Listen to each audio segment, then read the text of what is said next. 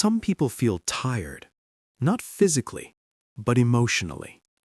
They look around and wonder why everyone else seems lighter, louder, more careless, while they feel heavy, thoughtful, older. Carl Jung once said, "The greatest burden a child must bear is the unlived life of the parent." Some people don't just grow up, they carry lives that were never meant to be theirs. If you've ever felt like you skipped a stage of life, this video is for you. People who feel older than their age are often called mature. But Jung would say this isn't maturity, it's early individuation. They didn't simply age faster, they became aware too soon. They notice emotional shifts. They read between words. They sense meaning beneath behavior. While others live outwardly, they live inwardly.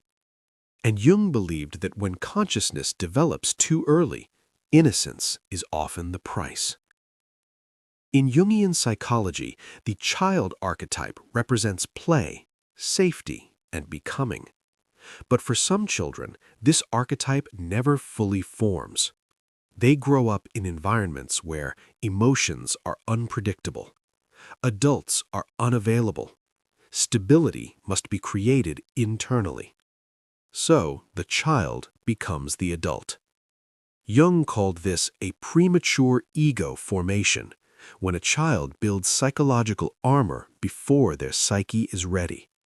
They don't lose childhood in one moment, they slowly abandon it to survive. Feeling older than your age doesn't mean you lived more, it means your inner world aged faster than your body. Jung believed that when a child is forced to suppress instinct, they develop heightened consciousness instead. They become thinkers instead of feelers, observers instead of participants. This is why many of these people feel wise but disconnected. Their soul grew before it learned how to rest. Jung spoke often about the shadow, the parts of ourselves we had to hide to be accepted.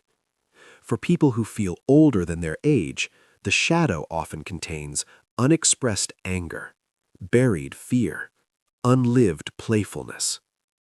Holding this shadow takes energy. Their exhaustion doesn't come from activity, it comes from containment. They are tired because they've been holding themselves together for a very long time. Jung believed that relationships activate our deepest complexes. For people who grew up too fast, intimacy can feel both familiar and threatening.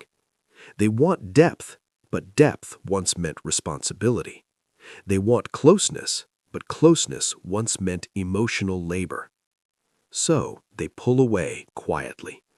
Not because they lack love, but because love once required them to be older than they were. Jung believed that what is not lived consciously returns later as sorrow. People who feel older than their age often carry a quiet grief. Not dramatic, not obvious. A grief for carelessness, protection, being guided instead of guiding. This grief doesn't ask to be fixed, it asks to be felt. Because Jung taught that healing begins when we allow the psyche to finish what it never got to complete. Many of these individuals feel misplaced in time, too serious when young, too curious when older. Jung would say this happens when the psyche pauses development. What was postponed in childhood demands expression later. That's why healing often looks like rediscovering joy, learning play, letting go of constant control. It's not regression, it's integration. Jung believed that suffering, when integrated, becomes wisdom. People who feel older than their age often become deep listeners, thoughtful leaders, emotionally grounded individuals. Their strength didn't come from confidence, it came from awareness. And once they heal, they don't lose their depth, they finally gain lightness. Carl Jung once said, "Where your fear is, there is your task is." For people who feel older than their age, the task is not to become stronger. It's to return, gently, to the parts of themselves that had to grow silent.